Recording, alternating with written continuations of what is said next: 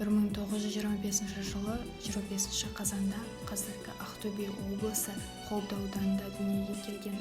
Анасы Маржан 1930 жылдары ашаршылық кезінде қаза болып, әкесі Нұрмұхамбет байдың баласы болғаны үшін қуғын көрген соң кішкентай Алия нағашысы Әбубәкір Молдағұловтың тәрбиесінде болады.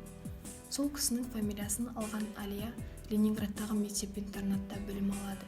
Соғыс басталғанда Алия Қазақстанға өздерімен бірге алып кетпек болған туыстарына көнбей Ленинградта қалады. Кейін өз еркімен майданға сұранған 17 жастағы бойжеткен мергендер мектебіне қабылданып, дайындықтан өткен. Алия Молдағұлова майдандағы алғашқы әскери наградасы даңқ орденін 1943 жылы Псков облысындағы Хом қаласы үшін болған ұрыстарда алған.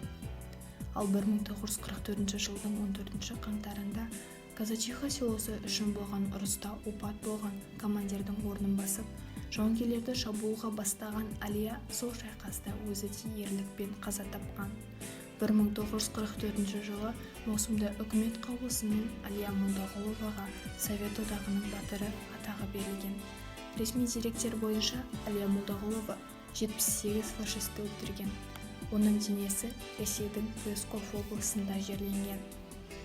Екінші дүниежүзілік соғыста ерлік көрсеткен Кеңес одағының батыры Алия Молдағұловаға арналып, 1960 жылы оның тұрған қаласы Ақтөбеде ескерткіш орнатылды. Ескерткіш авторы штамп архитектор Рапутов. Ескерткіш тұғыры 4 қырлы граниттен жасалған.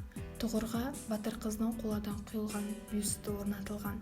Оның кескінінен өжеттіктің, қайсарлықтың нышаны айқын аңғарылады. Шаттансаң құс тудым деп қазақ шаттан, Алия отанына болған мақтан.